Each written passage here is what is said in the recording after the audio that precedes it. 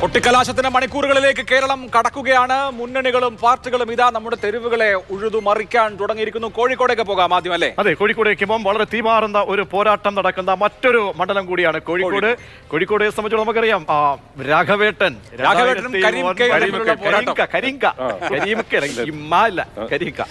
എന്നുള്ള പോസ്റ്റർ ആദ്യഘട്ടത്തിൽ ഇറക്കിയെങ്കിലും പിന്നീട് അതൊക്കെ മാറ്റിയിരുന്നു കേട്ടോ. ഇളമരം കരീം എന്ന് തന്നെ പോസ്റ്റർ, ചുവരെഴുത്ത് അതെല്ലാം മാറ്റി. എല്ലാ ഇളമരം കരീം. രാഘവേട്ടൻ അഭിലാഷ് നാട്ടുകാരനല്ലേ? കണ്ണൂരുകാരനാണ്. പിന്നെ 2009 ഒരു ഫിക്സഡ് ഡിപ്പോസിറ്റും ഇല്ലാതാണ് കോഴിക്കോടേക്ക് വണ്ടി. അദ്ദേഹം തന്നെ പറഞ്ഞിട്ടുണ്ട്, തോറ്റിട്ട് വരൂ എന്ന് ആശംസിച്ച. മാത്രമല്ല അവിടെ വന്ന് ഇറങ്ങുമ്പോഴോ, ഈ കോഴിക്കോട് വന്നിറങ്ങുമ്പോൾ കോഴിക്കോടുള്ള ആളുകളെല്ലാരും കൂടി ഇങ്ങനെ അപ്പം തന്നെ പാക്ക് ചെയ്യാൻ വേണ്ടിയിട്ട് തയ്യാറായി നിൽക്കുകയായിരുന്നു. അപ്പൊ ഞാൻ അന്ന് ഇതിനുവേണ്ടി നിന്ന നേതാക്കളുടെ പേരുകളൊന്നും പറയുന്നില്ല. പ്രധാനപ്പെട്ട നേതാക്കള് അവിടെ കൂവിക്കോളാൻ വേണ്ടിയിട്ട്, അതായത് സദസ്സിലിരിക്കുന്നവരുടെ അടുത്ത് കൂവിക്കോളാൻ വേണ്ടി കൈ കാണിക്കുന്നതിന്റെ ദൃശ്യം അന്ന് പുറത്തു വന്നിരുന്നു. എം കെ രാഘവൻ കൂടുതൽ ശക്തനായി നിൽക്കുന്ന ഈ തെരഞ്ഞെടുപ്പിൽ കഴിഞ്ഞ ദിവസങ്ങളിലൊക്കെ ഞാൻ കോഴിക്കോടുണ്ടായിരുന്നു. കോഴിക്കോട് പൗരത്വ പ്രശ്നം മാത്രമാണ് തെരഞ്ഞെടുപ്പിൽ ഏറ്റവും വലിയ പ്രചാരണമായി ഇരമ്പിപ്പായുന്ന വാഹനങ്ങളിൽ ഇടതുമുന്നണി ഉയർത്തിക്കൊണ്ടേയിരിക്കുന്നത്. അതിനെ ഏറ്റവും ശക്തമായി പാർലമെന്റിൽ ചേർത്ത് എളമരം കരീമിനെ വിജയിപ്പിക്കണം എന്ന ആവശ്യവുമായി തെരഞ്ഞെടുപ്പിന് നേരിടുകയാണ്. രാഹുൽ നേരത്തെ തലശ്ശേരിയിൽ ഉണ്ടായിരുന്നു. അവിടുത്തെ ബിരിയാണി ആർക്കെന്നുള്ള സംശയമുണ്ട്. കോഴിക്കോട്ട് ബിരിയാണി ആർക്കായിരിക്കും? കോഴിക്കോട്ടെ ബിരിയാണി ആർക്കും കഴിക്കാം. നമുക്ക് അവിടുന്ന് സി കെ വിജയനുണ്ട്. സി കെ, അവസാനത്തെ മണിക്കൂറുകളിലേക്ക് കടക്കുമ്പോൾ കോഴിക്കോട്ടെ പോരെങ്ങനെ?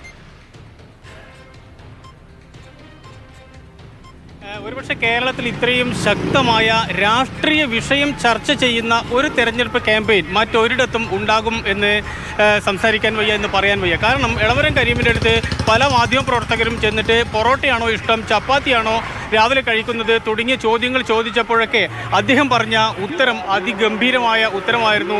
ഇത് പൊറോട്ടയുടെയും ബീഫിൻ്റെയും ചപ്പാത്തിയുടെയും വിഷയമല്ല, ഇത് ഇന്ത്യൻ പാർലമെൻറ്റിൽ CAA ഉൾപ്പെടെയുള്ള നിയമം നടപ്പാക്കുന്നതിൻ്റെ വിഷയമാണ്. അതുകൊണ്ട് ഗൗരവമേറിയ ചോദ്യങ്ങൾ മാത്രമേ നിങ്ങൾ എന്നോട് ചോദിക്കേണ്ടതുള്ളൂ എന്ന്. അത്തരത്തിലൊരു പൊളിറ്റിക്കൽ അസ്തിത്വമുള്ള ഒരു സ്ഥാനാർത്ഥി കേരളത്തിൽ ജനവിധി തേടുന്നുണ്ടെങ്കിൽ അതിൽ ഏറ്റവും മുൻപിൽ നിർത്താവുന്ന ഒരാളാണ് എളമരം കരീം. അതുകൊണ്ട് തന്നെ നേരത്തെ മധു പറഞ്ഞതുപോലെ CAA വിഷയമുണ്ട്, NRC വിഷയമുണ്ട്, പലസ്തീൻ വിഷയമുണ്ട്. അത്തരത്തിലുള്ള വമ്പിച്ച ദേശീയ അന്തർദേശീയ രാഷ്ട്രീയ വിഷയങ്ങളാണ് അദ്ദേഹം ചർച്ചയ്ക്ക് മുന്നോട്ട് വെക്കുന്നത്. എന്നാൽ എം കെ രാഘവൻ്റെ കാര്യം നമുക്ക് പരിഗണിച്ചാൽ അദ്ദേഹം നേരെ തിരിച്ചാണ്. അദ്ദേഹം ഒരു രാഘവേട്ടൻ എന്ന നിലയിൽ തന്നെയാണ്. വ്യക്തിബന്ധങ്ങൾ, പരിചയങ്ങൾ, സൗഹൃദങ്ങൾ, അത്തരത്തിലുള്ള എല്ലാ കാര്യങ്ങളുമാണ് അദ്ദേഹം തെരഞ്ഞെടുപ്പിനെ ആയുധമാക്കുന്നത്. ഇപ്പോൾ നമുക്ക് ഈ സംസാരിച്ച് നിൽക്കുമ്പോൾ തന്നെ എം കെ രാഘവൻ്റെ കൊട്ടിക്കലാശവുമായി ബന്ധപ്പെട്ട് നിൽക്കുന്ന വാഹനം നമ്മുടെ ഈ റോഡിന് മുന്നിലൂടെ തന്നെ വന്നു തുടങ്ങി. കാരണം അപ്പോഴൊക്കെ രാഘവേട്ടൻ എന്ന പാട്ടാണ് നമുക്ക് അവിടെ കേൾക്കാൻ കഴിയുന്നത്. പക്ഷേ എന്തു തന്നെയായാലും കോഴിക്കോടിൻ്റെ ഉള്ളിൽ അതിശക്തമായ രാഷ്ട്രീയ പോരാട്ടം നടക്കുന്നുണ്ട്. അത് LDFും UDFും തമ്മിലാണ്. അതോടൊപ്പം തന്നെ BJPയുടെ പ്രമുഖനായ നേതാവ് MT രമേശിയുടെ മത്സരം നടത്തുന്നു. കഴിഞ്ഞ തവണ 1,61,000 വോട്ടുകൾ ഈ അന്ന് ഇവിടെ മത്സരിച്ച പ്രകാശ് ബാബുവിന് കിട്ടിയിരുന്നു. അതുകൊണ്ട് തന്നെ വലിയ രീതിയിലുള്ള വോട്ട് BJPയുടെ അക്കൗണ്ടിലും ഈ സ്ഥലത്ത് ഉണ്ട്. ഇതെല്ലാം ചേർന്ന് നോക്കുമ്പോൾ ഈ 1.5 മാസത്തോളം നടക്കുന്ന പ്രചരണത്തിന്റെ അന്ത്യം ഇവിടെ കുറിക്കാൻ പോവുകയാണ്. ഏതാണ്ട് 6 മണിയോടുകൂടി വലിയ രീതിയിലുള്ള കൊട്ടിക്കലാശം ഇവിടെ നടക്കും. അത് ഒരുപക്ഷെ പാളയത്തും അതോടൊപ്പം തന്നെ നമ്മൾ പറയുന്ന ബീച്ച് റോഡിലും ഉൾപ്പെടെയുള്ള പ്രദേശങ്ങളിലെല്ലാം തന്നെയായി ഉണ്ടാകും. പക്ഷേ എന്തു തന്നെ പറഞ്ഞാലും വളരെ ആരോഗ്യകരമായ മത്സരം, ആരോഗ്യകരമായ പ്രചരണം. അത്തരത്തിൽ രണ്ട് മുന്നണികളും അവരുടെ രാഷ്ട്രീയ നിലപാടുകൾക്ക് പകരം വെക്കുമ്പോഴും അവർ ഒരു തരത്തിൽ പോലും ഏതെങ്കിലും രീതിയിലുള്ള കുപ്രചരണങ്ങൾ കൊണ്ടോ അല്ലെങ്കിൽ മറ്റേതെങ്കിലും രീതിയിലുള്ള സോഷ്യൽ മീഡിയ പ്രചരണങ്ങൾ കൊണ്ടോ ഒന്നും തന്നെ ഈ കോഴിക്കോട് മണ്ഡലം കലുഷിതമായിട്ടില്ല എന്നതും ഇതോടൊപ്പം തന്നെ പ്രസക്തമായ കാര്യമാണ്. അതുകൊണ്ട് എളമരം കരീം എന്ന് പറയുന്ന കറകളഞ്ഞ ഒരു രാഷ്ട്രീയ വ്യക്തിത്വവും വ്യക്തിബന്ധങ്ങൾ കൊണ്ടും സ്നേഹബന്ധങ്ങൾ കൊണ്ടും മനുഷ്യ മനസ്സിൽ ആഴത്തിൽ വേരൂന്നിയ അല്ലെങ്കിൽ കോഴിക്കോടിന്റെ മണ്ണിൽ ആഴത്തിൽ വേരൂന്നിയ എം കെ രാഘവൻ തമ്മിലാണ് ഇവിടെ പ്രധാനമായ പറഞ്ഞ ഒരു പ്രധാനപ്പെട്ട കാര്യം. തൊട്ടടുത്ത മണ്ഡലമായ വടകരയും കോഴിക്കോടും തമ്മിൽ തരംതിരിച്ചു. ഞാൻ ഈ രണ്ട് മണ്ഡലത്തിലും പോയതാണ്.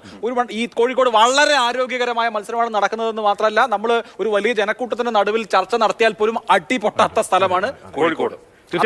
പ്രധാനമാകുന്നത് വിജയൻ പറഞ്ഞൊരു പ്രധാന കാര്യമുണ്ട്. കഴിഞ്ഞ തവണത്തേതിൽ നിന്നും MT രമേശ് എത്രത്തോളം കൂടുതൽ വോട്ടുകൾ സമാഹരിക്കാൻ കഴിഞ്ഞാൽ അത് എം കെ രാഘവന്റെ ഭൂരിപക്ഷത്തിലേക്കുള്ള ഇടിവായി മാറും എന്നുള്ളതാണ് ഇടതുപക്ഷത്തിന്റെ അവിടുത്തെ പ്രതീക്ഷ. അല്ല, ഈ ജയിക്കുന്നത് തോൽക്കുന്നത് എന്നുള്ളതിനപ്പുറം ഈ പറയുന്നൊരു പ്രശ്നമുണ്ടല്ലോ. ഈ വടകരയും കോഴിക്കോടും കമ്പയർ ചെയ്യുമ്പോൾ വടകരയിലെ സിറ്റുവേഷൻ രാഷ്ട്രീയത്തിനപ്പുറം, അതായത് തെരഞ്ഞെടുപ്പ് മത്സരത്തിനപ്പുറം ആളുകളുടെ മനസ്സിൽ ഒരുപക്ഷെ തെറ്റായ പല സന്ദേശങ്ങളും കൊടുക്കുന്ന രീതിയിലുള്ള പ്രചരണങ്ങളും ഒക്കെയായിട്ട് മുന്നോട്ട് പോകുന്നുണ്ടോ എന്നുള്ള ആശങ്ക നമുക്ക് ഇവിടെ നിന്ന് കാണുമ്പോൾ കാര്യങ്ങൾ പലതും കേൾക്കുകയും അറിയുകയും ചെയ്യുമ്പോഴുണ്ട്. പക്ഷേ അഭിലാഷ് പറഞ്ഞതുപോലെ കോഴിക്കോട് അങ്ങനെ തെരഞ്ഞെടുപ്പാണ്, രാഷ്ട്രീയമാണ്, ഒരാൾക്ക് ജയിക്കണം, മറ്റുള്ളവരെ പരാജയപ്പെടുത്തി മാത്രമേ ജയിക്കാൻ കഴിയുള്ളൂ. എല്ലാം ഉണ്ടെങ്കിലും ഒരുപക്ഷെ ഇതിനപ്പുറമുള്ള ഒരു സൗഹൃദമോ അല്ലെങ്കിൽ മറ്റു തരത്തിലുള്ള പോറലുകൾ ഉണ്ടാകരുത് എന്നുള്ള ഒരു ജാഗ്രത അവിടെയുണ്ട്. തീർച്ചയായും കോഴിക്കോട് ആ ജാഗ്രതയുണ്ട്. പക്ഷെ കോഴിക്കോടിന്റെ വടക്കേയറ്റത്തേക്ക് പോകുമ്പോൾ ആ ജാഗ്രത കുറയുന്നു എന്നത് മാത്രമല്ല, രാജീവ് പറഞ്ഞ ആശങ്കകളെ അതിന്റെ മൂർധന്യത്തിൽ എത്തിച്ച് നിർത്തുന്ന അവസ്ഥയിലാണ് ഈ നിമിഷം. വെള്ളം തിളച്ചുകൊണ്ടേയിരിക്കുകയാണ്. അത് തിളപ്പിക്കാൻ എല്ലാവരും ശ്രമിക്കുന്നു എന്ന വിധത്തിൽ ഒരു രാഷ്ട്രീയ പാർട്ടിക്കും ഒഴിഞ്ഞു മാറാനാവാത്ത അത്ര ഓരോരുത്തരും സ്വന്തം ഷെയർ ഇട്ടുകൊണ്ട് അതിനെ ഏറ്റവും ഒരു തീക്കനലായി ആ വടകരയെ മാറ്റുന്നു. അത് ഒട്ടും ആശാസ്യമല്ലാത്തൊരു, അത് പൊളിറ്റിക്കൽ ആണെങ്കിൽ നമുക്ക് മനസ്സിലാക്കാം. അതിനപ്പുറത്ത് വർഗീയത, വെള്ളത്തിന് തീ പിടിപ്പിക്കുന്ന വർഗീയത ഒരു മേഖലയിൽ നടക്കുന്നത് ഒട്ടും ആശാസ്യകരമായ കാര്യമല്ല. പക്ഷേ കോഴിക്കോട് വളരെ പക്വമായ മത്സരം നടക്കുന്നു എന്ന സംഗതി. പക്ഷേ ഒരുപാട് രാഷ്ട്രീയ അങ്ങോട്ടും ഇങ്ങോട്ടുള്ള മാറ്റങ്ങളുടെ ഈ സമസ്തയുടെ വോട്ടുകൾ, സമസ്തയുടെ